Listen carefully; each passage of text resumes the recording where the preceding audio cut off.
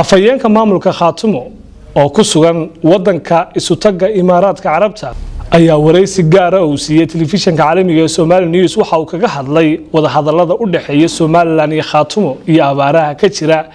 deegaanada bariga wariyaha Khadar Macalin Deeq oo khadka telefoonka ku wareystay afayeenka ayaa waxa uu dhacay wareysigu sida tan afayeenka maamulka Khaatumo wadanka Imaaraadka Carabta Rashid Diiriye Faarax bal waxaad iga warantaa ujeedada TV-ga Somali News ula soo xiriiday iyo waxyaabaha doonaysa inaad ka hadasho bismillahir rahmaanir rahiim waa salaamaya inta Soomaaliyeed qaarna warbaahinta Somali News telefishinka Somali News oo Soomaalida ku dhaqan qurbaha iyo gudaha ay aad iyo aad u socdaan hawsha uu hayo ummadda Soomaaliyeed meel kasta ay joogto degdeedba ana ku hadlaya dhamaan qodobada Khaatumo ama maamulka Khaatumo wadanka Imaaraadka waxaa maanta la soo xiray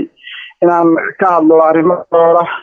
oo kooban oo aan doonayo mid khusaysa bulshada Soomaaliyeed guud ahaan iyo mid khusaysa gaar ahaan maamulka Khaatumo haddaan tan ummadda Soomaaliyeed aan ka hadlo waxaan u diraynaa dowladda federaalka Soomaaliya Abdullahi Farmaajo ra'iisul wasaaraha uu ka yahay Xasan Cabdi iyo dhamaan guddiga aaraha taas oo aan ku aadan mowqifka aan ka taaganahay ama aan doonayno haddaan nahay ummadda ku dhaqan gobolka SSC ee maamulka Khaatumo in ay noola dhaqmaan ama ay fiirada abaaraha ka taagan gobolka Soomaaliya iyo Cayn iyo dhibaatada halka taagan oo muddo 26 sano ah wax ka soo dowladda federaalka ay soo gaarin taas oo aan doonayo inaan baaq u diro talabaad waxaan doonayaa maanta inaan baaq u diro ummadda Soomaaliyeed iyo dowladda federaalka iyo maamulka Somaliland oo ku aadan xariga xaqdarrada ah ee loo haysto wariyaha ummadda Soomaaliyeed ugu shacbiyad badan oo bil ku jira xaqiiqa Somaliland gaar ahaan magaalada Hargeysa wariyahaas oo ah la yiraahdo Cabdimaalik Codoon oo ummadda Soomaaliyeed iyo dowladda Amerika ay joogto xarigiisa ay aad u xun yihiin ayaan doonayaa inaan maanta ka faa'iideysto warbaahinta Somali News inay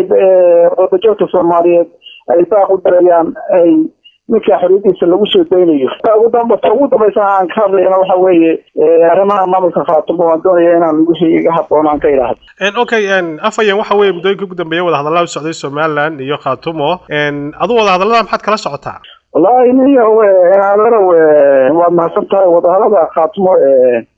iyo Somaliland bilowday maamulka Khaatumo Somaliland bilowday waa maamulo hadda wajii saxaad maraya anigu fikrad ahaan ama qodobada fikrad ahaan Khaatumo ama SSC dadka ay joogtaan intooda badan waa dad doonaya in maanta lagu sii jiro oo ummadda Soomaaliyeed ay dagaal ku waliga ku jirto anigu wixii wada hadala ee lagu gaaray amni ee lagu gaaray nabadgelyo oo lagu gaaray wanaag wadana waa soo dhaweeyay haddana waa soo dhaweeyay waxaan soo ka digay in maanta la fadhiyo ama la siyaasadeeyo maamulka Khaatumo ku biiri maayo maamulka Somaliland cidii wada maamulka Somaliland iyo maamulka Khaatumo isku milmaana raali kama yihiin ma raacsin mana soo dhaweeyno laakiin in la wada hadlo dhibaatooyinka dadka dhexe yaala iyo maamulka Somaliland oo dhibaato weyn u geystay sano ugu dambeeyay gobolada Khaatumo in laga wada hadlo oo arinta loo soo dabaalo xal la geliyaa waayo dadka ka dhaco dhibaatooyinka ka waaweyn ka dhaca waan laga wada hadlaa marka hadii maanta laga wada hadlayo waa soo dhaweynaa in laga wada hadlo horena waa soo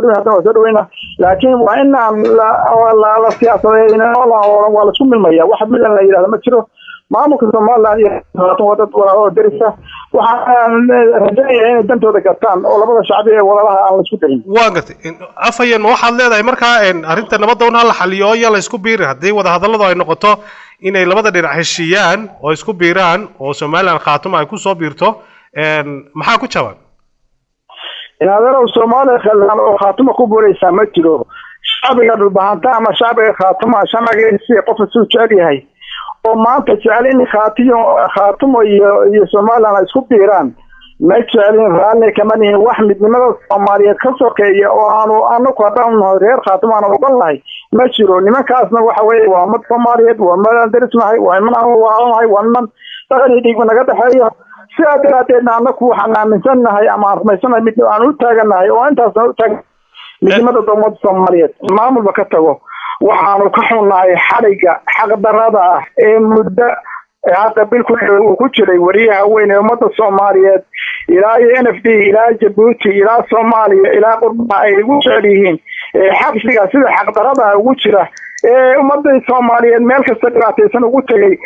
aan ognahay waxyaalaha uu qabtay gurbadka uu fidiyay ummadda Soomaaliyeed ee dhibaataysan ee camoolaha leh xaruuraha ciidamada odayaasha sida wuxuu qabtay nin wariyaa oo Soomaaliyeed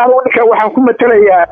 halyeeyga weynaa ee South Africa u kacay Nelson Mandela baan ku matalayaa ninkaas waxaan ka codsanaynaa maamulka gacanta ku haya Soomaaliya in xorriyadiisa siiyo